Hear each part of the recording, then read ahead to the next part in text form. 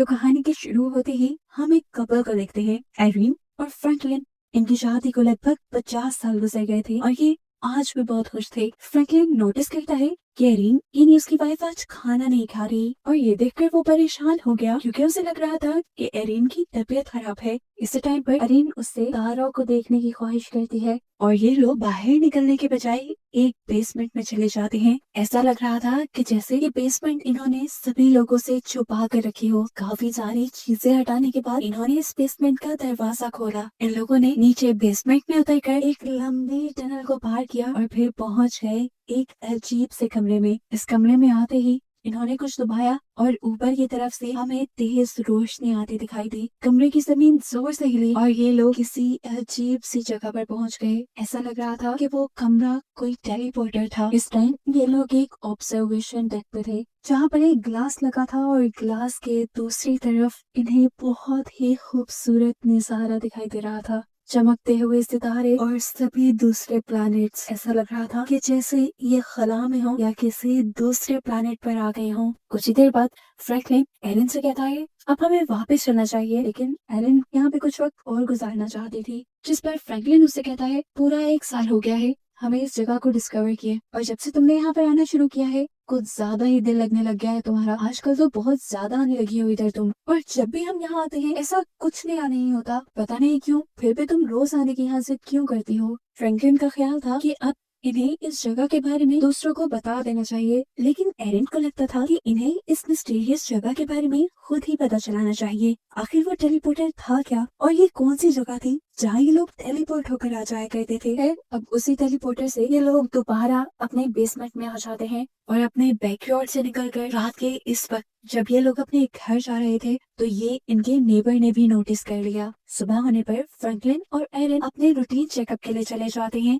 जबकि उनका नेबर बैरन जो उनके ऊपर नजर रखे हुए था वो अपनी वाइफ से कहता है मुझे लग रहा है ये दोनों कुछ छुपा रहे हैं। रात में ये लोग गार्डन में थे, पता नहीं ऐसा क्या है इनके गार्डन में जो हर रोज रात को ये वहाँ चले जाते हैं। बैरन की वाइफ थक चुकी थी अपने हस्बैंड की ऐसी बातों से, कहती है बस भी करो यार, दूसरों पे नजर रखना, कभी अपने घर के बारे में भी सोचा करो। यहाँ पर इन्हीं की बातों से हमें पता चलता है कि बैरन शहर का काउंसिल बनने के लिए एक कैंपेन चला रहा है और उसकी वाइफ ये बात जानती है कि वो ये काम नहीं कर पाएगा, यानी वो काउंसिल नहीं बन पाएगा। अब सीन कट होकर एरिन को हम डॉक्टर के पास देखते हैं जहाँ पर डॉक्टर एरिन से नॉर्मल क्वेश्चनिंग कर रही थी कि आप आजकल डाइट कैसे ले रही हैं, एक्सरसाइज कर रही हैं या नहीं, और आपकी फिजिकल थेरेपी कैसी जा रही है। डॉक्टर नोटिस करती है कि एरिन इन सब को जवाब देने से अवॉइड कर रही थी। इसका मतलब था कि सब ठीक नहीं है, इसी वजह से उसकी तबीयत और बिगड़ती जा रही है। जिस पर अब डॉक्टर एरिन को सजेस्ट करती है कि आपको एक केयर टेकर रख लेनी चाहिए क्योंकि फ्रैंकलिन अब अकेले आपकी सारी जिम्मेदारी नहीं उठा सकते। जब तक एरिन का चेकअप हो रहा था फ्रैंकलिन अपनी ग्रैंड डॉटर से मिलने गया था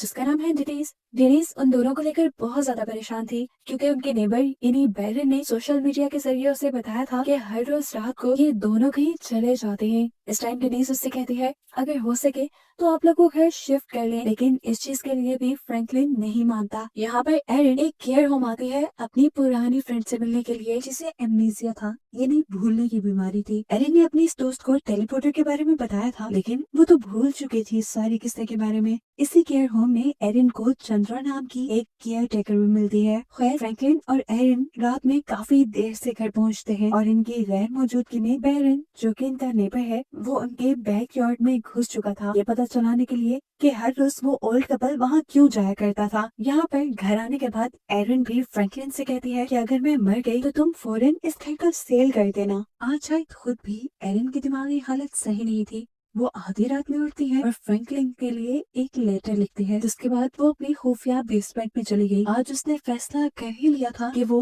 बाहर की दुनिया देखेगी जिसे वो हमेशा ग्लास के पीछे से ही देखा करती थी। इससे पहले कि वो वहाँ का खुफिया दरवाजा खोलती उसे अपने पीछे टनल के अंदर एक लड़का सिसकता दिखाई देता है। उसकी हालत काफी अजीब हो रही थी। डर गई एरिन इससे पूछती भी है कौन हो तुम, लेकिन ये लड़का कोई जवाब नहीं देता। सुबह का वक्त भी हो चुका था। फ्रैंकलिन एरिन को सारी जगह देख रहा था। जब वो उसे नहीं मिली तो उसने बाहर गार्डन में देखा, वहाँ पर एरिन उसे कांपती कांपती नजर आई। वो डरी हुई लग रही थी। फ्रैंकलिन उठाकर उसे अंदर लेकर आया। तब एरिन ने उसे बताया कि मैंने उस टनल के अंदर एक जिंदा इंसान को देखा है। फ्रैंकलिन को उसकी बात पे यकीन नहीं आ रहा था। वो खुद चेक करने के लिए टनल में गया जहाँ वाकई ही उसे वो लड़का मिल भी गया। फ्रैंकलिन ने जैसे ही उसे हाथ लगाया तो फ्रैंकलिन के हाथ खून से भर गए। फ्रैंकलिन इस लड़की को उठाकर अपने घर में ले आया और यहाँ आकर जब इन दोनों ने लड़के के जख्म की पट्टी करना चाहिए तो इन्हें उसके जिस्म पर कोई जख्म दिखा ही नहीं। फ्रैंकलिन को लगा ये बस एक आम इंसान है और शायद शराबी है, शराब पीकर छुपने के लिए यहाँ कहीं आ गया होगा। लेकिन एरिन उससे कहती है लीव करो, ये मुझे ऑब्जर्वेशन डेस्क से ही मिला है। फ्रैंकलिन अब इस आदमी के बारे में पुलिस को इन्फॉर्म करने वाला था, लेकिन तब एरिन उसे रुकती है और कहती है सुनो, हो सकता है कि इस अजनबी का ताल्लुक उसी मिस्ट्री से हो, उसी टेलीपोर्टर से हो जो हमें टेलीपोर्ट करके एक दूसरी दुनिया में ले जाता है। हमें पुलिस को इसके बारे में नहीं बताना चाहिए, इसीलिए ये दोनों अब इस आदमी को उठाकर ऊपर एक कमरे में ले जाते हैं। इतनी देर में पुलिस भी आ जाती है क्योंकि फ्रैंकलिन तो पुलिस को पहले ही रिपोर्ट कर चुका था। अब पुलिस के आने पर फ्रैंकलिन बहाना लगाता है कि वो आदमी भाग गया, लेकिन ऑफिसर तो फिर भी घर की तलाशी लेना चाहता था।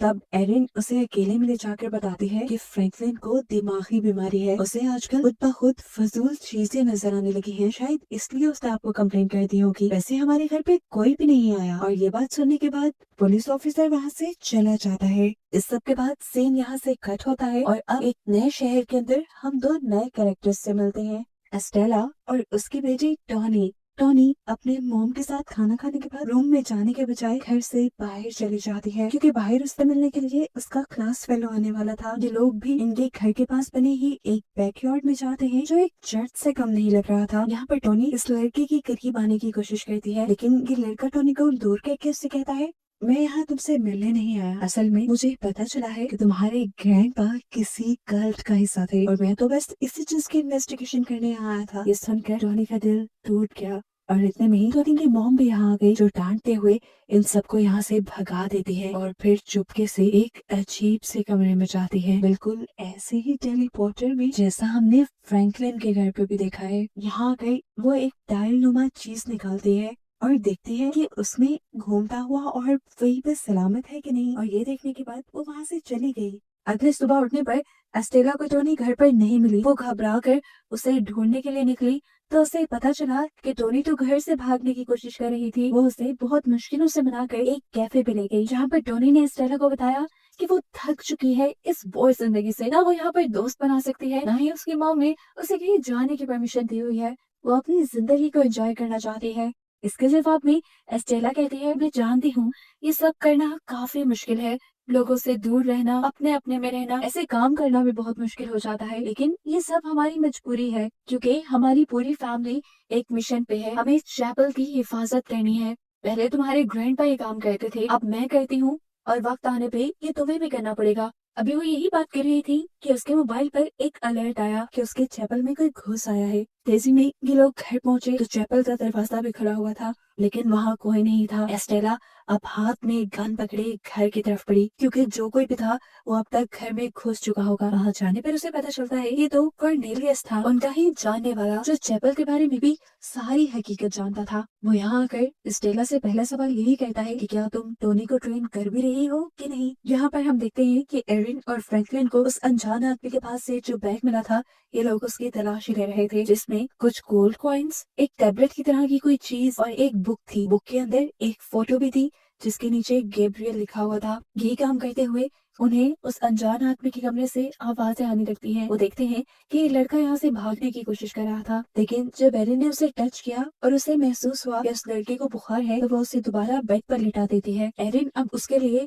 फ्रैंकलिन से कहकर दवाई भी मंगवाती है, लेकिन फार्मास्यूटिकल कंपनीज उन्हें कोई मेडिसिन नहीं देती क्योंकि उनके पास प्रिस्क्रिप्शन नहीं थी। इसीलिए एरिन ने अब उसके लिए एक खास किस्म का कहवा बनाया था। फार्मा के बाहर फ्रैंकलिन को बायरन भी मिलता है जो अपनी कैंपेन के लिए फ्रैंकलिन से कमेंट्स मांग रहा था, लेकिन फ्रैंकलिन बहुत ही बेहिसी से उसे कह देता है मुझे तुम पसंद नहीं हो और ना ही मैं तुम्हारे बारे में कोई कमेंट करने वाला हूँ। बायरन भी बेशर्म था, इतनी बेइज्जती करवाने के बाद वो अपने लिए खुद ही अच्छे कमेंट्स लिख लेता है फ्रैंकलिन की तरफ से। इसके बाद जब बायरन घर पहुंचा तो उसकी वाइफ ने बताया कि सुबह में फ्रैंकलिन के घर पुलिस आई थी। ये सुनकर वो भी हैरान हो गया और फाइनली हमें दिखाया जाता है कि एरिन के पास उस अजनबी लड़के को होश आ गया था। एरिन जब उससे सवाल करती है तो वो लड़का बताता है मेरा नाम जूड है मैं कहाँ से आया हूँ, यहाँ तक कैसे पहुँचा, मुझे कुछ याद नहीं। याद है तो कुछ माउंटेन्स और बारिश, उन पहाड़ियों से शायद मैं गिर गया था और जब मुझे होश आया तो मैं यहाँ आप लोगों के पास था। ये सब सुनने के बाद एरिन उसे खाना देती है और फ्रैंकलिन के कहने पर उसका कमरा लॉक कर देती है। रात में वो लड़का झूठ उठा और उसने बड़े ही तरीके से अपने कमरे का लॉक खोल लिया। चुपके से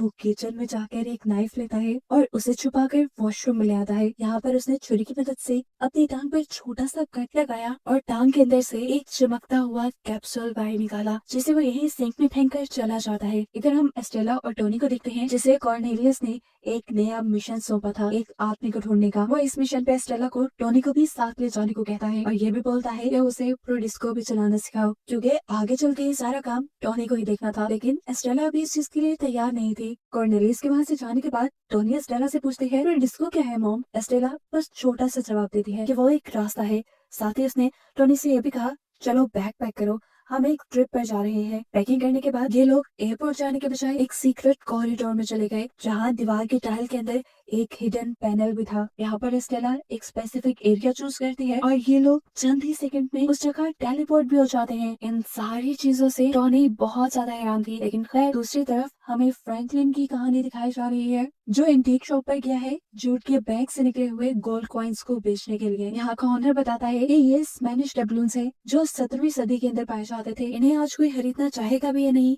वो ये नहीं बता सकता। घर आने पर एरिन और फ्रैंकलिन देखते हैं कि उनके घर की लाइट्स बुरी तरह फ्लिकर कर रही थी। उन्हें लगा कि इस सब के पीछे जूट होगा, लेकिन जूट तो अपने कमरे में था। ये लोग अब जूट को बाहर घुमाने फिराने का फैसला करते हैं, लेकिन कार का सफर करते ही जूट को वॉमिटिंग होना शुरू हो गई। इन सारी अजीबोगरीब चीजों से अब फ्रैंकलिन काफी ज्यादा थक गया था। उसने अब फैसला किया कि वो जूट को अपने साथ नहीं रखेगा, इसलिए वो जूट को सुबह सुबह अपनी कार में बिठाकर एक बस स्टेशन ले जाता है और कुछ पैसे देते हुए उसे कहता है कि दूर चले जाओ हमारी जिंदगी से। जूट ने यहाँ उसे कोई जवाब नहीं दिया, पैसे पकड़े और कार से निकल गया। इससे पहले कि वो किसी बस में बैठ जाता, फ्रैंकलिन के दिमाग में कोई सोच आई और उसने आवाज देकर जूट को रोक लिया। घर पर हम देखते हैं कि एरिन जूट के ही कमरे की तलाशी ले रही थी, जहाँ उसे एक जार के अंदर एक अजीब चमकता हुआ स्फीयर मिला। वो हैरान थी, ये चीज क्या हो सकती है। इसे चेक करने के लिए वो जब सोफे पर बैठकर उस चीज को टेबल पर रखती है, तो हैरान कुन तौर पर उसके नीचे से टेबल ही गायब हो जाता है।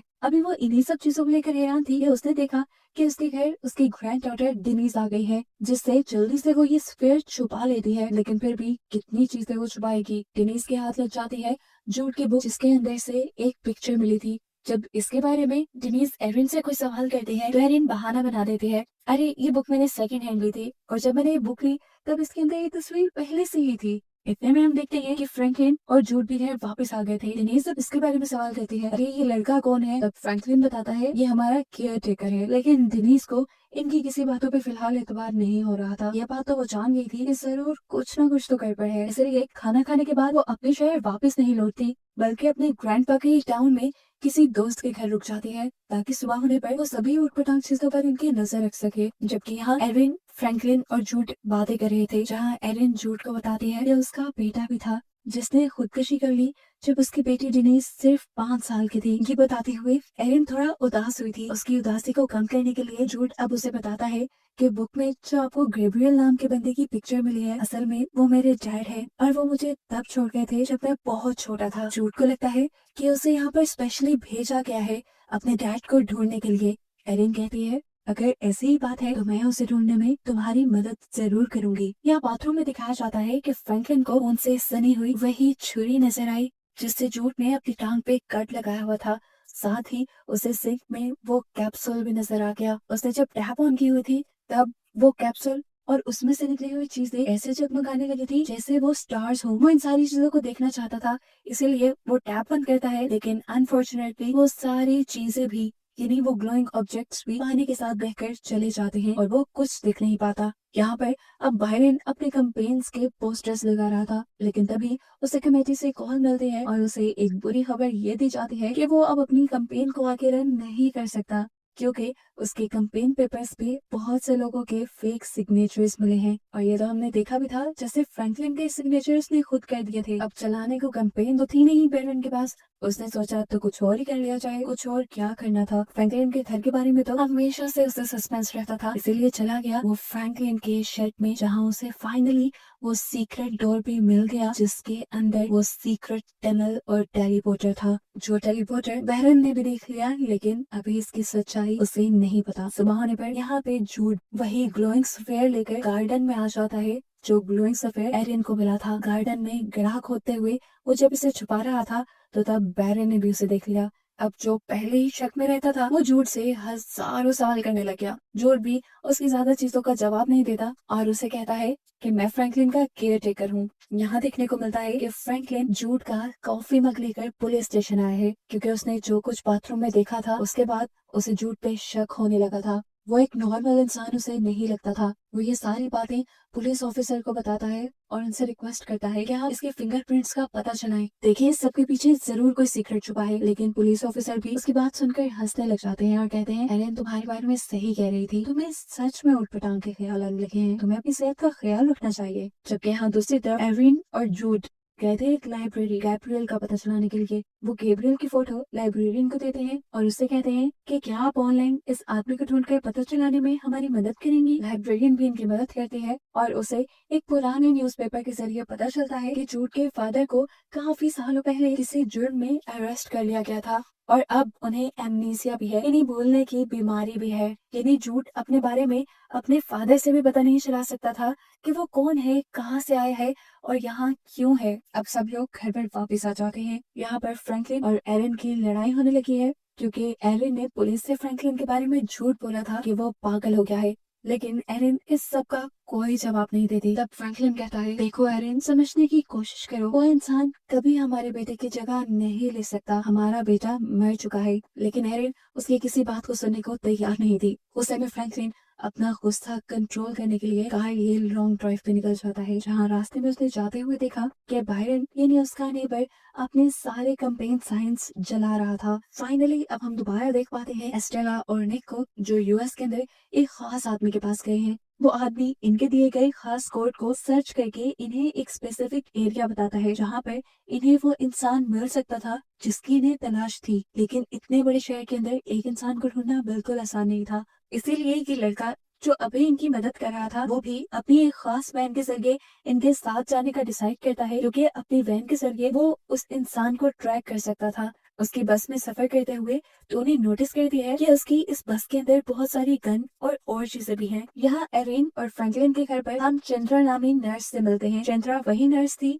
जो एरिन के फ्रेंड के केयर होम में हमें मिली थी। उसे केयर होम से निकाल दिया गया था क्योंकि उसने वहाँ पर रहने वाले लोगों की चीजें चुराई थी और अब वो जॉब ढूंढने के लिए एरिन के घर आई है। लेकिन यहाँ आने के बाद ये देखकर वो उदास हो गई कि जूड पहले से ही उनके केयर टेकर के तौर पर काम कर रहा है। ये बात जानने के बावजूद भी वो एरिन को अपना बिजनेस कार्ड दे जाती है और जाने से पहले वॉशरूम यूज करने के बहाने वो इधर उधर ढूंढती है कि शायद उसे चुराने के लिए कुछ कीमती मिल जाए। इनके जाने के बाद हम देखते हैं कि फ्रैंकलिन के लिए इनके घर एक कॉल आई थी। फ्रैंकलिन घर पे नहीं था तो कॉल उठा लेता है जूड। दूसरी तरफ इंटेक शॉप वाला बात कर रहा था, जिसे फ्रैंकलिन जूड के गोल्ड कॉइन देकर आया था। अब क्योंकि शॉपकीपर को उसका एक बायर मिल गया था, इसीलिए वो फ्रैंकलिन से पूछता है, क्या तुम उसे बेचना चाहते हो। जाहिर सी बात थी, वो कॉइन जूड के थे। जूड उसे बेचना नहीं चाहता था और ये भी फील नहीं करवाना चाहता था कि वो चोरी होकर उस दुकान में पहुंचे हैं। वो प्रिटेंड करता है जैसे वो फ्रैंकलिन का बेटा हो और कॉइन्स को बेचने से इनकार कर देता है। फोन बंद करने से पहले जूड ने उसे बोला, क्या मुझे बायर का नंबर मिल सकता है। उसे लग रहा था कि वो कॉइन्स खरीदने वाले जरूर उसके डैड हो सकते हैं, लेकिन जब वो बायर के नंबर पे कॉल करता है तो उसे बताया जाता है कि उसने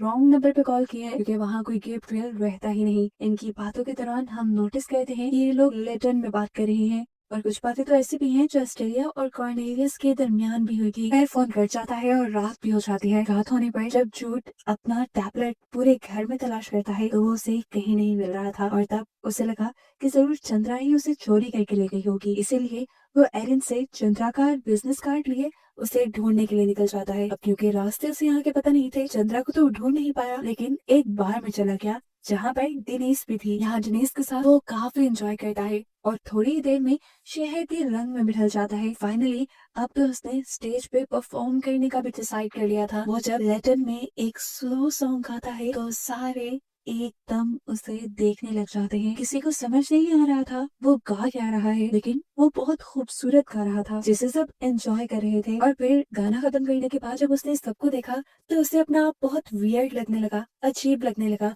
इसीलिए डेनिस की नजर से बचते हुए वो बाहर से चला गया। यहाँ पर गेमिंग जोन में हमें दिखाया जाता है कि फ्रैंकलिन और बायरन दोनों स्नूकर खेल रहे थे। तब बायरन फ्रैंकलिन से कहता है, अच्छा नहीं किया तुमने मेरे साथ अथॉरिटीज को मेरी कंप्लेन करके। फ्रैंकलिन कहता है, मैंने कौन सी कंप्लेन की तुम्हारी? बायरन भी हैरान था, क्या तुमने वो कंप्लेन नहीं की मेरी, तुम्हारे झूठे सिग्नेचर करने वाली? जिस पर फ्रैंकलिन उसकी गलतफहमी दूर कर देता है, अरे नहीं, मैंने ऐसी कोई कंप्लेन नहीं की। यही बातों ही बातों में इन दोनों के दरमियान काफी अच्छी बॉन्डिंग हो जाती है। पहले जो ये दुश्मनों की तरह रहते थे, अब इनके दिल से वो धूल हट रही थी। यहीं पर ये काफी ज्यादा ड्रिंक भी करते हैं और ड्रिंक करने के बाद बायरन फ्रैंकलिन को बता देता है कि मैंने तुम्हारे शेड के अंदर वो सीक्रेट डोर और सीक्रेट टनल देख ली थी। फ्रैंकलिन कोई अजीब रिस्पॉन्स नहीं देता, ऐसा भी नहीं फील करवाता कि जैसे वो उसे छुपाना चाह रहा था। वो बल्कि उससे कहता है, अगर तुम उसे और भी देखना चाहो तो मैं तुम्हें दिखाने के लिए राजी हूँ। एरिन के घर पर ना तो अभी तक झूठ वापस आया था और ना ही फ्रैंकलिन। रात काफी हो गई थी, उसे भी खौफ आने लगा, इसलिए अपनी कार निकालते हुए वो उन दोनों को ढूंढने के लिए शहर में निकल गई। अब जैसे ही वो घर से निकली, फ्रैंकलिन तो वापस आ गया बायरन के साथ और उसको घर पे ना देखते हुए वो बायरन को ले गया शेड के अंदर, जहाँ पे वो टेलीपोर्टर था। टेलीपोर्टर में जाने के बाद वहाँ पहले तो कुछ भी नहीं हुआ, जिससे बायरन को लगने लगा किसी पागल या संगी इंसान ने अपने एंजॉयमेंट के लिए ये सब बनाया होगा। दूसरी तरफ जो के इस टाइम खाली रोड पे चल रहा था, एकदम से उसके पीछे पुलिस की कार आ गई। पुलिस उसे अरेस्ट नहीं करने आई थी, लेकिन पता नहीं क्यों उसे ऐसे लगा कि पुलिस उसके पीछे है, इसीलिए उसने भागना शुरू कर दिया। और पुलिस को भी गलत फहमी हुई कि झूठ कुछ गलत करके भाग रहा है, इसीलिए पुलिस उसे अरेस्ट कर लेती है। जिस टाइम पुलिस उसे अरेस्ट कर रही थी, एरिन भी अपनी कार लेकर वहाँ आ गई। अब पुलिस क्योंकि उसे पुलिस स्टेशन ले गई थी, इसलिए एरिन भी झूठ के पीछे पीछे पुलिस स्टेशन आ गई। पुलिस बताती है कि झूठ हमसे डरकर भाग रहा था, इसीलिए हमने उसे अरेस्ट किया। वो क्यों भाग रहा था, इसी चीज की एक्सप्लेनेशन एरिन भी झूठ से मांगती है। तो तब एरिन बताता है कि मेरी पूरी जिंदगी एक बंद कंपाउंड के अंदर गुजरी है, जहाँ पर मुझे एक मिस्टीरियस दरवाजे की रखवाली करनी थी, जो कहाँ खुलता था, कहाँ जाता था, मुझे कुछ पता नहीं था। वो किस लिए थे, उन्हें किसने बनाया था, ये तक कोई नहीं जानता था। वो बहुत पुराने थे। झूठ बताता है कि आप लोगों को भी उस टेलीपोर्टर से जो प्लेनेट नजर आता है वो सिर्फ एक वेस्टलैंड है, जहाँ जाते ही लोग मर जाते हैं। झूठ कहता है, मैं वहाँ रहकर थक गया था, मुझे घुटन होने लगी थी वहां रहते रहते, इसलिए मैं वहां से भागना चाहता था। और जब मैंने वहां से भागने की कोशिश की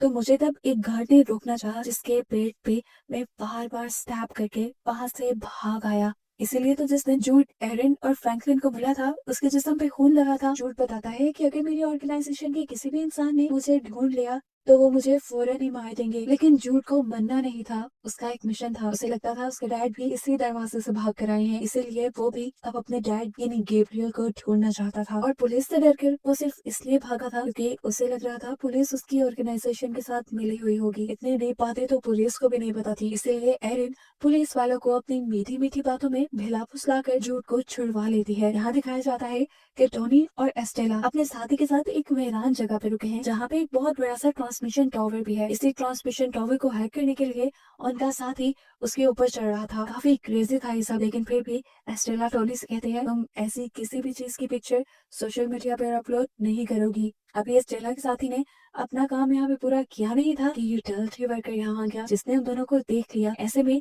उनका कोई भी जो सीक्रेट था वो रिवील हो सकता था, इसलिए एस्टेला बड़ी आसानी से उसको बेहोश करके बांध के अपनी कार में डाल देती है। इसके बाद निक यानी एस्टेला के साथी का काम पूरा होने के बाद ये लोग अपना सफर दोबारा शुरू कर देते हैं। थोड़ी ही दूर जाने पर एस्टेला ने निक को यानी अपने साथी को रास्ता बदलने को कहा। उसे समझ नहीं आई, लेकिन एस्टेला ने जंगल के पास गाड़ी रुकवा दी और गाड़ी से उतरकर दरख्तों के अंदर की तरफ चलने लगी। यहाँ चलते हुए उसे बहुत कुछ याद आ रहा था। फ्लैशबैक में दिखाया जाता है कि एस्टेला यहाँ पर अपने फादर के साथ आ चुकी है, पहले किसी मिशन के लिए, जहाँ मिशन में उसे तो सिर्फ रेडार को कंट्रोल करने का काम दिया गया था, लेकिन वो डरते हुए गाड़ी से बाहर भी निकल आई थी और उसने इन्हीं जंगलों में अपने डैड का पीछा किया था, जो एक लड़की के साथ जबरदस्ती कर रहे थे, उसे अपने साथ ले जाने की कोशिश कर रहे थे। लेकिन जब वो लड़की उनकी बात नहीं मानती तो एस्टेला के डैड उसे शूट कर देते हैं, जिसके बाद एस्टेला उनकी मदद करती है उस लड़की को वापस उसकी गाड़ी में डालने में, और ये दोनों मिलकर उस कार को पानी में गिरा देते हैं। ये वो दिन था जब एस्टेला को पता चला था कि ये उसकी ड्यूटी है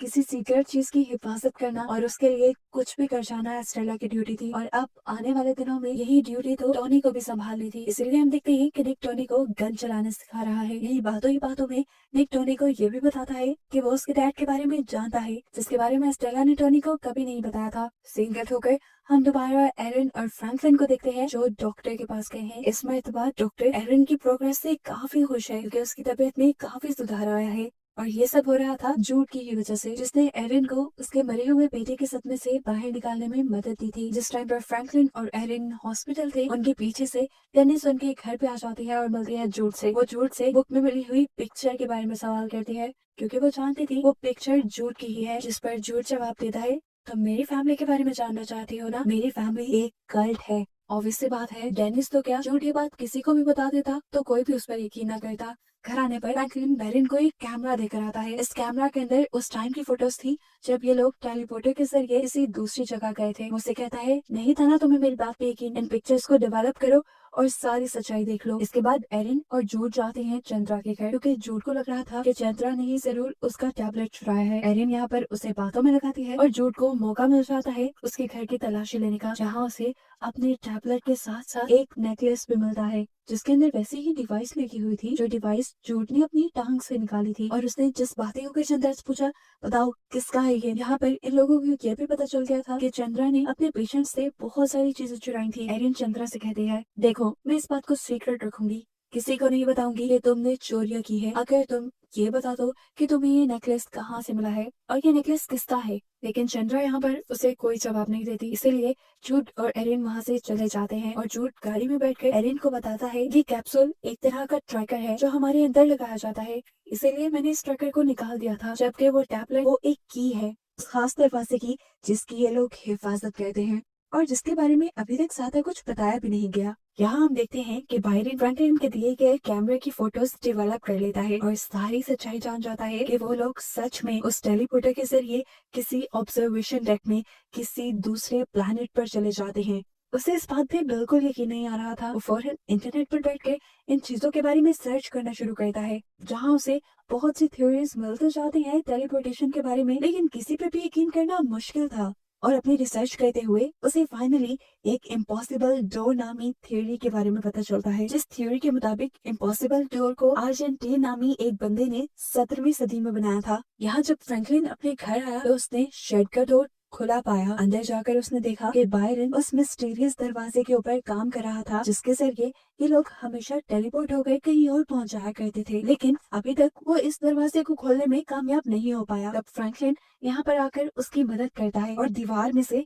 एक खून से सनी हुई टाइल को बाहर निकालता है। हमें रिवील हुआ कि इसके अंदर एक कंट्रोल पैनल लगा हुआ था, बिल्कुल वैसा ही जैसा स्टेला के घर पे था, लेकिन इसके अंदर वो स्फीयर नहीं था जो स्फीयर एस्टेला के कंट्रोल पैनल में लगा हुआ था। और फ्रैंकलिन को लग रहा था जरूर उस स्फीयर के गायब होने के पीछे जूड ही है, जूड ने ही उसे चुराया होगा। अगले दिन गार्डन में काम करते हुए बायरन भी उस चमकते हुए स्फीयर को जमीन के नीचे से ढूंढ ही लेता है जिसे जूड ने वहां रखा था। यहाँ से सीन कट होकर हम दोबारा एस्टेला, उसके साथी निक और उसकी बेटी टोनी को देखते हैं। रात गुजारने के लिए ये लोग एक होटल में रुके थे। जब ही एस्टेला को निक के कमरे के बाहर से अजीबोगरीब आवाजें आने लगती हैं। दरवाजा खोलकर वो जैसे ही अंदर गई तो उसने देखा कि निक उनके उस ग्लोइंग स्फीयर के साथ खेल रहा था और उससे अजीबोगरीब मैजिक ट्रिक्स दिखाकर एक लड़की को इम्प्रेस करने की कोशिश कर रहा था। वहाँ जाते ही वो लड़की को पैसे देकर यहाँ से भगा देती है और वो स्फीयर अपने पास रखकर निक से बोलती है, पता है ना तुम्हारी जैसी शरारतों की वजह से तुम्हारा भाई मारा गया था। इन सबके जवाब में निक उससे बदतमीजी करता है, यहाँ तक कि सुबह भी जब वो एस्टेला को धमकी देता है कि वो निक को उसके डैड के बारे में बता देगा तो एस्टेला उसका मुंह टेबल पर मारकर उसकी वैन लेकर वहाँ से भाग जाती है। अब रास्ते में एस्टेला टोनी को बताती है असल में ये लोग जिस आदमी को ढूंढ रहे हैं वो इथी की ऑर्गेनाइजेशन का एक हिस्सा है, लेकिन अब उन्हें ढूंढने के लिए आगे जाना कहाँ था ये तो निक ही बात जानता था। तो टोनी अब एस्टेला को आइडिया देती है, निक का काम हम खुद भी कर सकते हैं। निक की मशीन को यूज करते हुए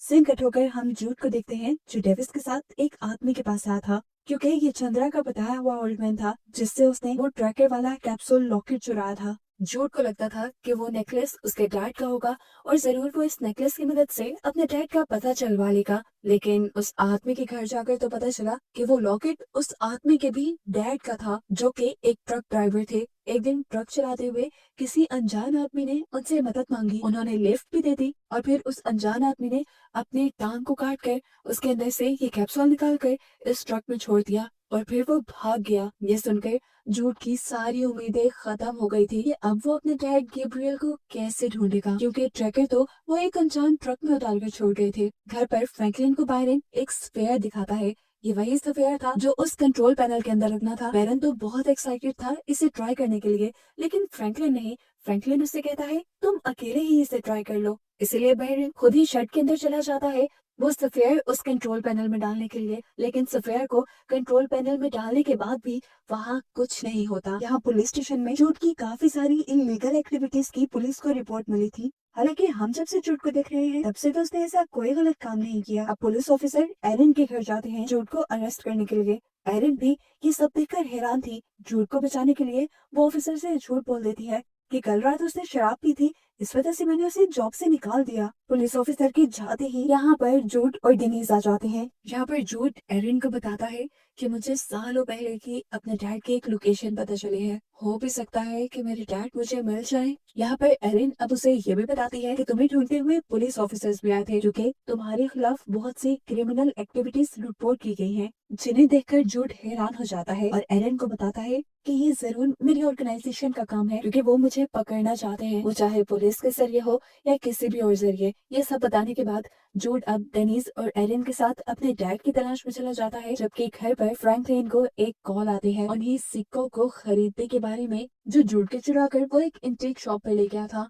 इस मर्तबा उन कॉइन्स को खरीदने के लिए एक बायर आया था जो पोटेंशियली उसे खरीदना भी चाहता था और ये भी जानना चाहता था कि आखिर इतने रेयर कॉइन्स फ्रैंकलिन को मिले कहाँ से। इस चीज का जवाब तो फ्रैंकलिन के पास था नहीं, इसलिए नर्वस होकर उसने फोन काट दिया। ठीक इसी टाइम पर बायरन भी उसे बुलाने के लिए आ गया, क्योंकि वो उसे बताना चाहता था उसने टेलीपोर्टर के साथ एक जनरेटर लगा दिया था। वो ऑर्ब उस दिन इसलिए नहीं चला था क्योंकि उसके अंदर पावर कम थी। जैसे ही वो इस ऑर्ब को जनरेटर से एनर्जी देता है, एकदम से एक बहुत बड़ी शॉकवेव पूरे एरिया से गुजरती है। हर जगह की लाइट्स फ्लिकर करने लग जाती हैं, कुत्ते भी भौंकना शुरू हो जाते हैं, कार के अलार्म भी बजने लगे, यहाँ तक कि एस्टेला और टॉनी जिस ट्रक के अंदर थे उस ट्रक में भी ये शॉक वेव फील की गई थी। खैर यहाँ दिखाया जाता है कि फाइनली अब उस टेलीपोर्टर के जरिए फ्रैंकलिन और बायरन उस ऑब्जर्वेशन डेक के अंदर पहुंच चुके हैं, जहाँ पर फ्रैंकलिन और एरिन कई मर्तबा आए हैं। बायरन ये सब अपनी आंखों से देखकर हैरान था। सामने का नजारा बहुत खूबसूरत था। फ्रैंकलिन यहाँ बैरन से कहता है कभी भी मेरे अंदर इतनी हिम्मत नहीं आई कि मैं इस ऑब्जर्वेशन डेक से बाहर ही चला जाऊं, लेकिन अब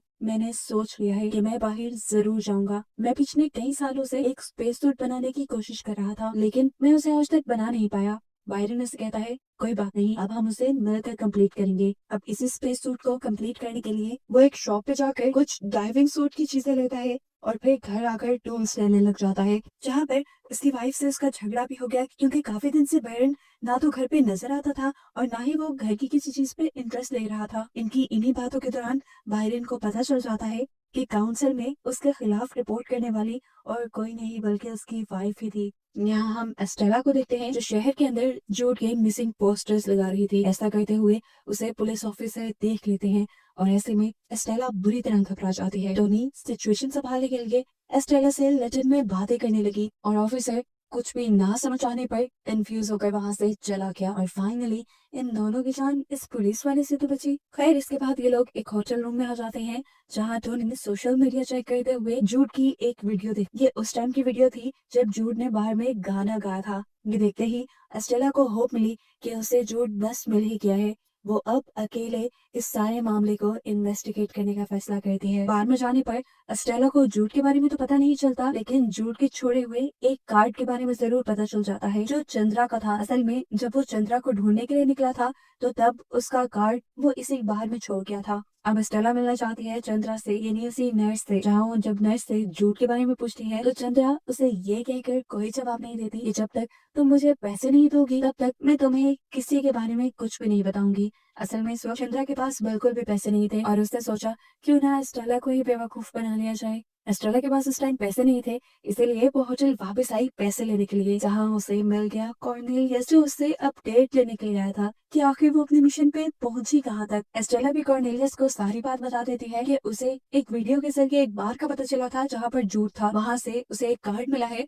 और उस लड़की के घर जाने पर वो लड़की बिना पैसे दिए कुछ बताने को मान ही नहीं रही। अब कॉर्नेलियस उनके साथ जाता है और चंद्रा को कुछ गोल्ड कॉइन्स देता है, लेकिन चंद्रा ये कहते हुए उन्हें दूसरी तरफ फेंक देती है कि मुझे क्या पता ये असल भी है कि नहीं, मुझे सिर्फ कैश अमाउंट ही चाहिए। ये सुनकर कॉर्नेलियस को भी गुस्सा आ गया और वो उसके पास जाकर उससे टॉर्चर करने लगा। उसने चंद्रा को तब तक टॉर्चर किया जब तक चंद्रा ने उसे झूठ की लोकेशन नहीं बता दी, और उसके बाद उसने चंद्रा को मार कर उसे की कार में डालकर उसकी कार को जला दिया। ये देखकर पीछे खड़ी एस्टेला और टोनी दोनों घबरा चुकी थी। खैर दूसरी तरफ अब हम जूड, एरिन और डेनिस को देखते हैं, जो उस जगह पर पहुंचे थे जिस जगह के बारे में उस आदमी ने बताया था कि ट्रक ड्राइवर ने शायद यहाँ गैब्रियल को यानी जूड के डैड को ड्रॉप किया होगा। यहीं आसपास इन्हें एक घर मिल जाता है जहाँ पर ये लोग गैब्रियल के बारे में इन्वेस्टिगेट करना शुरू करते हैं और मालूम होता है कि हैना नामी लड़की गैब्रियल के साथ रिलेशन में थी, लेकिन आज से 15 साल पहले बिना कुछ बताए गैब्रियल उसे छोड़कर चला गया। ना उम्मीद होकर इन्हें वापिस से जाना था,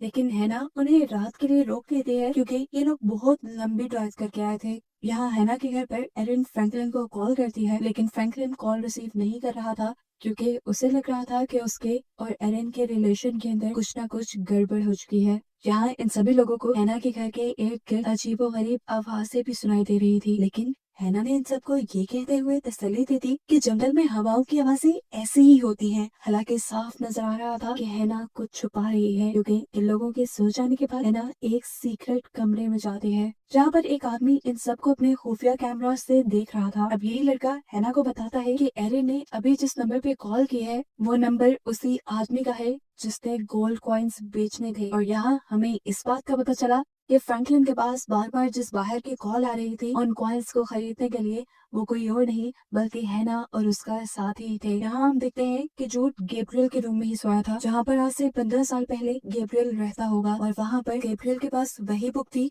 जो आज के टाइम पर जूड के पास भी थी। इस बुक के अंदर बहुत सारे नोट्स बनाए गए थे, बहुत सारी लाइंस को अंडरलाइन किया गया था। सीन कट होकर अब हम फ्रैंकलिन और बायरन को देखते हैं जहाँ फाइनली बायरन अपना स्पेस सूट कंप्लीट कर चुका है और ये लोग अब उसी टेलीपोर्टर के जरिए ऑब्जर्वेशन डेक के अंदर भी आ गए हैं, जहाँ से दूसरी तरफ जाना इनका बस ख्वाब ही था जिसे अब ये लोग पूरा करने वाले थे। ऑब्जर्वेशन डेक से हर रात ये सितारे देखा करते थे, लेकिन अब दिन का वक्त था। बायरन फ्रैंकलिन को भी अपने साथ बाहर जाने को कहता है, लेकिन फ्रैंकलिन ये कहते हुए मना कर देता है कि काफी सालों से एरिन यहाँ जाने की जिद कर रही थी और ऐसा नहीं हो सकता कि मैं उसके बगैर यहाँ चला जाऊँ। अब इस ऑब्जर्वेशन डेक के बाहर जाने के बाद बायरन बहुत ज्यादा खुश था, बहुत ज्यादा एक्साइटेड था। फ्रैंकलिन रेडियो के जरिए उससे कम्युनिकेट कर रहा था और उससे कह भी रहा था तुम ज्यादा दूर मत जाना, ये ना हो कि तुम्हें कुछ हो जाए। लेकिन बायरन नहीं सुनता। वो ये कहता है कि मुझे सामने फर्नीचर नजर आ रहा है। ये कहते हुए वो आगे एक पहाड़ी के पीछे गया और फिर लौट के भी नहीं आया, यहाँ तक कि उनके सिग्नल्स भी टूट गए और फ्रैंकलिन बुरी तरह घबरा गया। अब क्या करता, वो घबराया हुआ टेलीपोर्टर में बैठकर घर वापस आ गया, जहाँ उसने देखा कि एरिन और उसकी फैमिली भी वापस आ गई थी। उसके चेहरे पे साफ नजर आ रहा था कि उसके साथ कुछ बुरा हुआ है।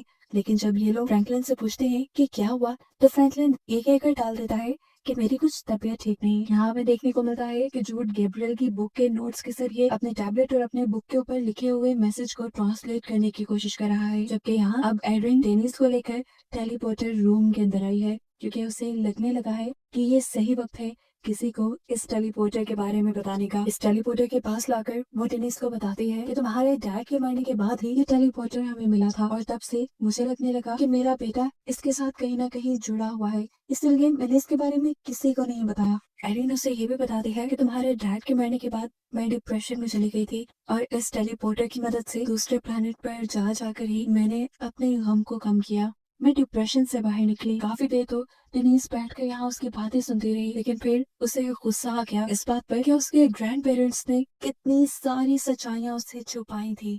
शेड के बाहर यहाँ जूड अब उसी ऑर्ब को ढूंढ रहा था जिस ऑर्ब को पहले ही बायरन ढूंढ कर उस कंट्रोल पैनल में लगा चुका है। फिर यहाँ दिखाया जाता है कि फ्रैंकलिन दोबारा उसी ऑब्जर्वेशन डेक के अंदर क्या रेडियो के जरिए उसने बायरन को आवाज लगाने की, उसे ढूंढने की कोशिश की, लेकिन बायरन का अभी भी कोई अता पता नहीं चला। घबरा कर वो वापस अपनी दुनिया में आ गया और जब वो घर जा रहा था तो तब उसे बायरन की वाइफ मिल गई, जो उसे पूछने लगी कि आपने बायरन को कहीं देखा है। यहाँ घर पर दिखाया जाता है कि जब एरन और फ्रैंकलिन एक साथ बैठे हुए थे तो तब जूड उनके पास आया और उसने दोनों से उस चमकने वाले सफेयर के बारे में पूछा, जिसके बारे में ये दोनों ही उसे कुछ भी नहीं बताते। तब जूड उन्हें बताता है कि जिसे वो खिलौना समझ रहे हैं वो कोई खिलौना नहीं बल्कि एक बहुत ही ताकतवर ऑर्ब है और वो खतरनाक भी साबित हो सकता है। उसके कहने पर इन लोगों को भी पता चल गया कि जूड को काफी सारी हकीकत पता है उन सारी चीजों के बारे में। ये लोग भी जूड से सवाल करने लगते हैं कि उस ऑब्जर्वेशन डेक के पीछे आखिर है क्या। तो जूड उन्हें बताता है कि ऑब्जर्वेशन डेक के पीछे सिर्फ वेस्टलैंड है, जहाँ सारी खराब चीजें जाती है या जहाँ जाने के बाद चीजें मर जाती है। सीन कट होकर फाइनली हम एस्टेला और टॉनी को देखते हैं जो कर्नेलियस के साथ जूड को ढूंढ रहे थे। यहाँ पर कर्नेलियस 2 मिनट के लिए ट्रक रोकता है और ट्रक से बाहर जाता है। जब एस्टेला टॉनी को बताती है कि हमें हर हाल में जूड को ढूंढकर मारना होगा, अगर हमने ऐसा ना किया तो हमारी ऑर्गेनाइजेशन तुम्हें मेरे पास से ले जाएगी। इनकी इन्हीं बातों के दौरान दूसरी तरफ कर्नेलियस जब जंगलों में था तब उसे वहाँ पर मरे हुए बर्ड्स नजर आए। इन्हीं बर्ड्स के मरे होने के बाद वो जल्दी से जाकर एस्टेला को बताता है। अब ये लोग बातें ही कर रहे थे कि सामने कार में उन्हें जूड नजर आ गया और इनकी तलाश हो गई खत्म। जूड की कार तो आगे चली गई थी।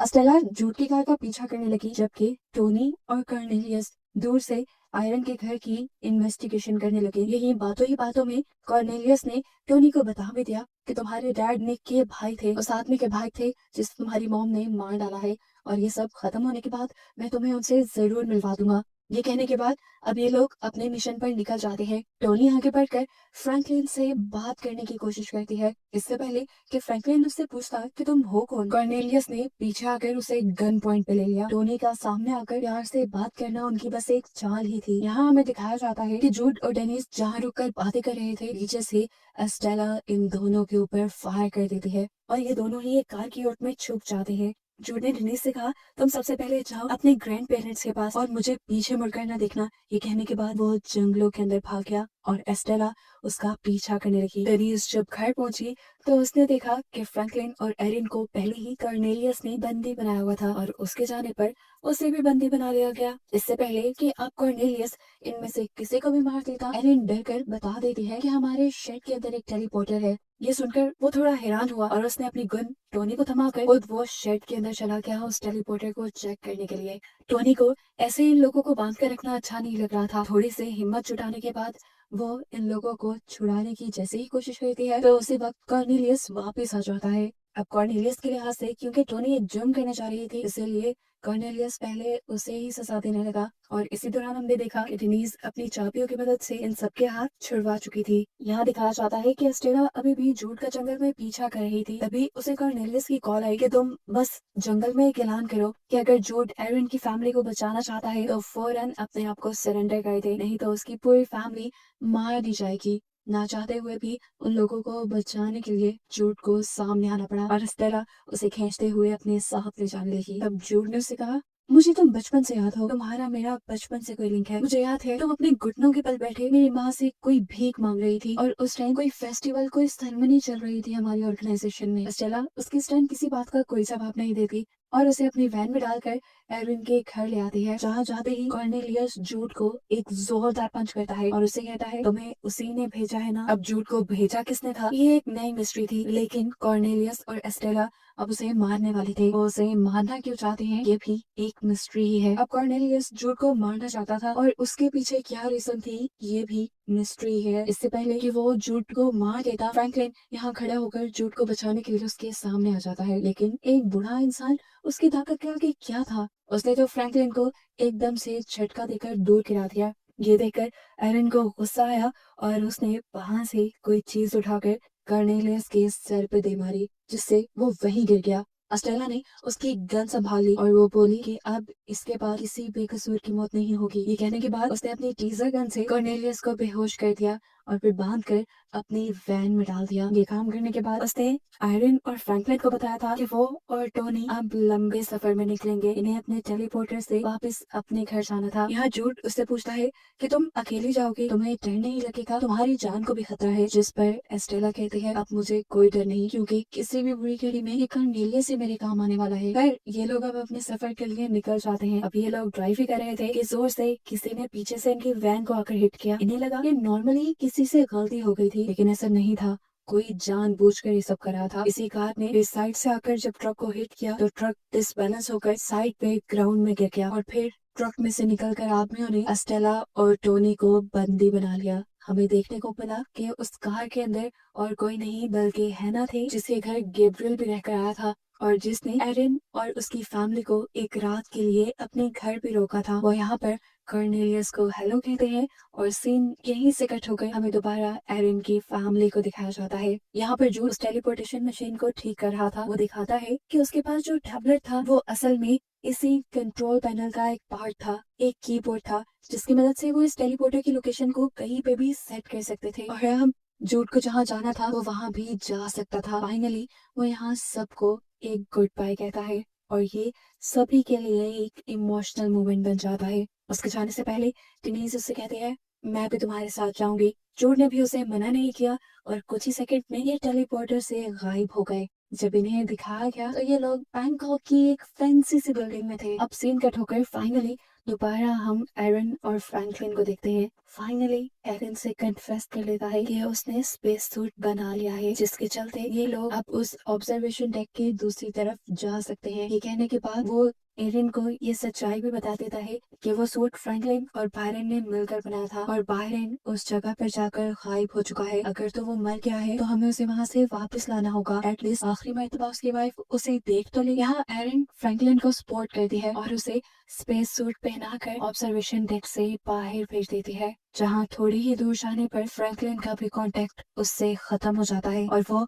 उस पहाड़ी से दूसरी तरफ गायब हो जाता है। असल में पहाड़ी की दूसरी तरफ फ्रैंकलिन देख रहा था कि एक मरा हुआ आदमी वहाँ पड़ा हुआ है। इस आदमी को जूड ने ही मारा था। जूड ने इन्हें बताया भी था। अभी वो यही सब सर्च कर रहा था कि एकदम से उसके सूट में ऑक्सीजन खत्म होने लगी। उसके लिए सांस लेना मुश्किल हो गया और वो यहीं पर बेहोश हो गया। उसे लग रहा था कि अब वो जिंदा नहीं बचेगा, लेकिन उसी टाइम पर एरिन यहाँ आई। एरिन ने उसका मास्क उतारा और हमें दिखाया गया कि एरिन भी बिना मास्क के यहाँ थी। ये जो जगह थी यहाँ पर इंसान सांस ले सकते थे। फ्रैंकलिन रिलैक्स हो जाता है और ये दोनों अब इस जगह को एंजॉय करने लगते हैं और इन्हीं को दिखाते हुए ये सीजन यहाँ खत्म हो जाता है बहुत सारी मिस्ट्रीज के साथ, जैसा कि जिस जगह पर एरिन और फ्रैंकलिन खड़े थे वो जगह कौन सी थी और आखिर जूड की ऑर्गेनाइजेशन है क्या और वो लोग करते क्या हैं। आखिर कॉर्नेलियस जूड को पकड़कर मारना क्यों चाहता था और हैना ने कॉर्नेलियस को क्यों पकड़ा था, ये सब बातें पता चलेंगी इसके अगले सीजन में।